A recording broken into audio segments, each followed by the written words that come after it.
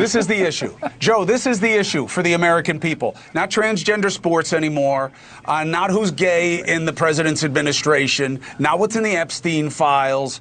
Affordability is the issue.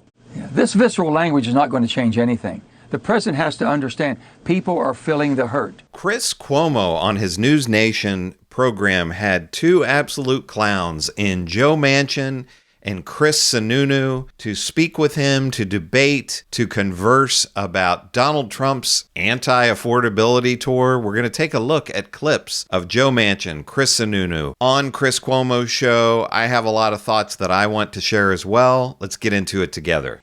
The president kicking off his economic tour. It's a great opportunity for us to get rid of the distractions and talk about what matters. Now, look, I didn't hear anything new from the president. He says everything is so much better now because of his policies.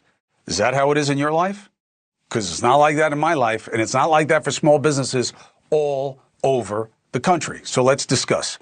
Former Republican governor of New Hampshire, friend of show, Mr. Chris Sununu, and former Democrat turned independent, was senator, of course, but also governor, West Virginia, Joe Manchin. Good to see you both, fellas. Thank you for being with me. So, Chris, I'll give you the first swing at my head.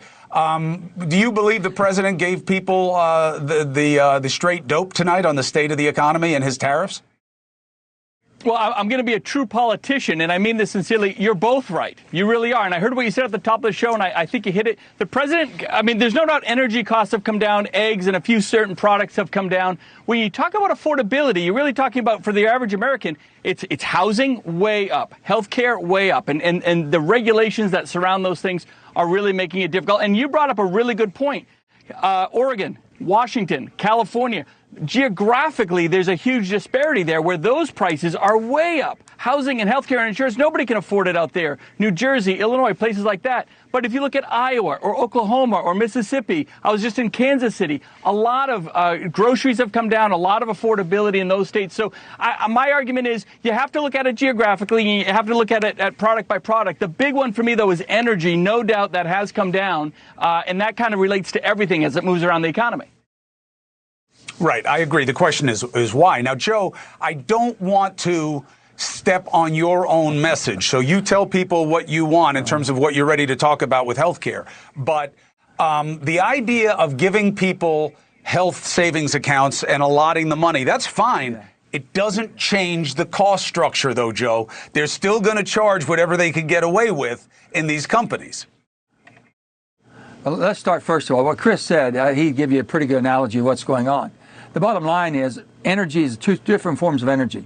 What you pay for your electricity in your house, what you pay for the natural gas you heat your home with, those have not come down, no matter what they're telling you. The pump now, if that's the energy you're talking about, it's stabilized more. But we've done that for a long time, it came down. You know, you can't, the people of America, they're not stupid. They know what they're seeing, they know what they're feeling, and they're reacting to that. And I would tell President Trump, I want him to succeed. Every red-blooded American should want your president to do well and succeed. But speak truth to power. You know, you can't tell me that the sun's shining when it's raining like hell. You just can't tell me, make me believe that. So we're in a situation now. Healthcare, it is fixable. You're going to have to keep the subsidies on the low end of the working poor that are trying to get to a livable wage. But with that, you can put roadblocks. You can put guardrails, not roadblocks, but guardrails to where they have to live in the parameter. They get certain, basically, things for preventive care, and they're able to go to the doctor so many times. You can't abuse the system. No one's doing anything talking about that because Democrats don't want to talk about that. On the Republican side, I think they have a good idea on medical savings account. No different than 401ks. We got 401ks. Now, I own my retirement system. It goes everywhere I go. I'm responsible for that. Let me be responsible. Let me start shopping. Let the American people, Chris, shop for health care like they know how to shop for everything else, and I'll guarantee it'll be competitive. Okay, I want to stop here for a second. Joe Manchin was always a conservative Democrat. He became an independent, and he's using right-wing framing here that, you know, the poor people, they abuse the system. They just go to the doctor all the time. I'd like to see some actual data. What percentage of people are going to the doctor for just frivolous things? Who is going and just sitting in a doctor's office for an hour or two every day when there's nothing actually wrong with them. And whether you're poor or not, with the health insurance that we have in this country, we have all kinds of people, even with insurance, who are not getting preventative care because they're worried. Okay, I mean, this has happened to me with insurance. I've had insurance my whole life, the best insurance that I can afford to get. I go to the doctor, they say, oh, we'd like to run, we think, you have this issue, we're going to run a test. And the test is $1,000. And after my insurance, I'm stuck with an $800 bill. And they say, oh, the test is perfectly normal. Well, you do that a couple of times and then you say, all right, unless something's seriously wrong, I'm not going to go to the doctor because I can't afford to shell out $500 or $1,000 on top of the premiums that I'm already paying. So saying, well, poor people, we're going to put a limit on how often that they can go to the doctor, that's bullshit. And that's just right-wing framing by Joe Manchin. I'm with You'll you. bring it down. I'm That's with right. you with the agency. I'm with you with the agency thing, okay? I'm making a different point, okay? You want to use 401k as an analogy? Fine. I have control of it. How my 401k does, fellas, does not affect what I'm going to buy with that money and that cost structure, okay? People are going to charge what they're going to charge for cars, for housing. If we're talking about health care, you putting the money into an account in Chris's name, and I get to look, I'm not going to find better prices because you're not affecting their ability to charge, Chris. That's my point. You have to take on that part of the problem. Sure. Well, look, there's no doubt that I think yeah. Look at them both. Yeah, look, I don't mind the idea of these accounts. I really don't. Joe really hit it on the head with the idea that you need to open up a free market in all of these things. You need to get deregulation really going, whether it's in healthcare. And you don't make massive changes to the healthcare system tomorrow. You need an off-ramp. If you want to change it, I have no problem with that and get to a free market. That would be great. But you need an off-ramp. You need to do it gradually over time, without a doubt. But look, there is no doubt that there's a lot of product. I represent the airlines now. It has never been more affordable than to fly across this country. I think since 2019, prices have gone up like 1% or something like that because competition keeps it down. Government stays out of it. Competition reigns. Prices go down. So my argument is always to get the government out of the business of business, right? And that again goes back to the deregulation, the healthcare, cross lines, all of it. Hold on. Airfare prices are coming down also because demand is down. All right, it's like gas prices. No. One of the reasons gas prices have come down on the retail side. Well, when the prices went down, you then saw a recovery in the demand curve. Two things could be true at the same time, Chris. People do not have the disposable income that they had pre-pandemic, okay? The ratios are off, Gov. And I think that this is the signature issue, Governor Manchin, Senator Manchin, whatever, you've held every title. This is the issue. This is the issue. Joe, this is the issue for the American people. Not transgender sports anymore, not who's gay in the president's administration, not what's in the Epstein files. Affordability is the issue. Yeah, this visceral language is not going to change anything. The president has to understand people are feeling the hurt. People that are on the top end of the income ladder, they're doing very well. They're living a better life now than they've ever lived before. I understand that. People that I know and Chris know and are working people from our home states, they're having it hard. They really are having a harder time. They're having a hard time. They don't know where it's going to come. They're having a hard time. They don't see that we're fixing anything. I just left some of my friends from the Senate. I try to gather with them from time to time. They're very discouraged. Nobody wants to work together. And the American people are depending on them to work together. The president has to bring them together. That's his responsibility. Chris knows that. I knew that. We didn't have Democrats, Republicans in West Virginia. We had West Virginians that had to fix the West Virginia problems, the same as New Hampshire. So I know what's going on there. I'm begging the president, calm down the rhetoric, Mr. President, please. The people aren't stupid. They know they're having some problems. You can say this, Mr. President. Listen, things are not as good as we want them to be. We've stabilized them, and we can make them better if we work together. The supply chain's not coming back as quick as we thought. Manufacturing's not coming back as quick as we would like. And until that happens, I can't give you what you want.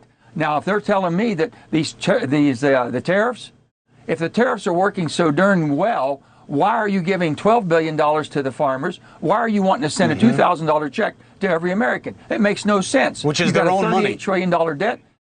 The $38 trillion debt, and let me tell you, we as Americans We will take the pain if you pay down the debt, but just don't give it away and give it back and increase the debt. That makes no sense. Well, Gov, if I were talking to Governor Sununu or as President Sununu, that's a good sell. President Manchin, amen. That's a good sell. Work Here we go. But this hey, Chris, president, we can do it, buddy. Not this again. We can do it. Not this again. No. I'm saying this. This president is not you guys, okay? This president believes in the division. He believes in us versus them. And social media has echoed that ambition. And nobody wants to work together because it's not the currency. I'm telling you, my phone is blowing up with comments right now, and it's one of two flavors, okay?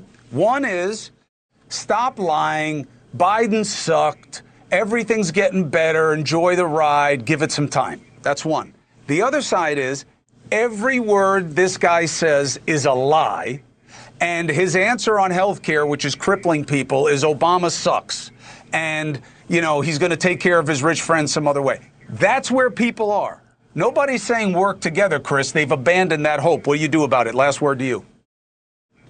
All right, there's three things you do. Gerrymandering, you're not going to fix. Term limits, I love the idea because you got to get some of these guys out. And most importantly, campaign finance reform. Let's take money out of the system and get people thinking more independently on their own as opposed to just catering to $100 million Senate races. And I'm going to leave with that. Well, here's just an idea, just a random idea. Joe Manchin for the U.S. Senate. I don't know. I'm just throwing it out there. Maybe he'll consider it. No. Oh, Chris. I've spent 42 years, Chris. It's your turn, brother. It's your turn. Let me tell you, we need you. We need you up there. You can do it. And let me hey, do this, Chris. Open up the primaries. Have open primaries across the country. I'm an independent. I'm disenfranchised. I can't vote in my state. It's ridiculous. Open the primaries up. You'll get better candidates that basically they can't target and say, you're not a good enough Democrat. You're not a good enough Republican. We're going to bet primary you can get rid of you. No. Let the people make that decision. We have it here in New Hampshire. It works damn well. Amen. No doubt about it. That's exactly. Amen. We don't have it here in New York, and it sucks. Joe Manchin, thank you very much. Chris Sununu, thank you very much.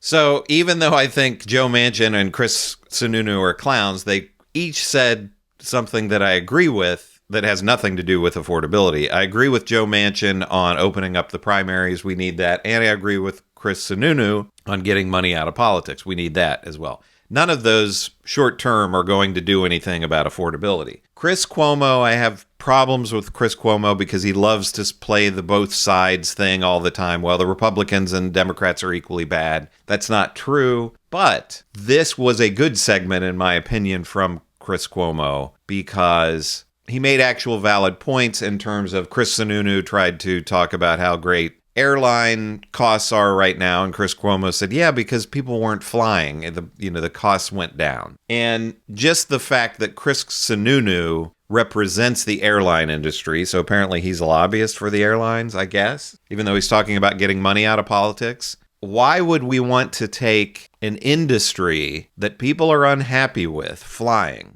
It's a miserable experience. Most people would agree to that. And there's a fee here and a fee here and a fee there. We want to take this industry that doesn't work very well, that people aren't happy with, and try to take ideas from that and put them into healthcare. That's not going to work, Chris Sununu. And of course, he does the same thing that all the right-wingers do. It's like, well, we should just have the free market and just get all the regulation out of the way. Yeah, the free market created a system where some people could just not get coverage at all. I have a friend who was born with a hole in her heart, and it was almost impossible for her to get insurance until Obamacare came along. So you get the free market entirely in there and remove all the regulation, and there's going to be people that'll just not be covered, and we'll have pre-existing conditions, and we'll have caps.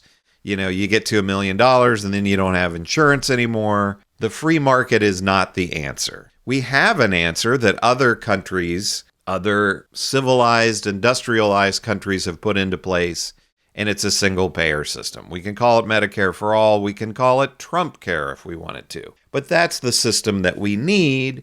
But of course, Chris Sununu, Joe Manchin, a couple of corporate chills, they're not going to be in favor of that. Chris Sununu doesn't even want poor people to be able to go to see the doctor. He thinks the problem, or not Chris Sununu, Joe Manchin thinks that the problem is poor people are going to the doctor too much.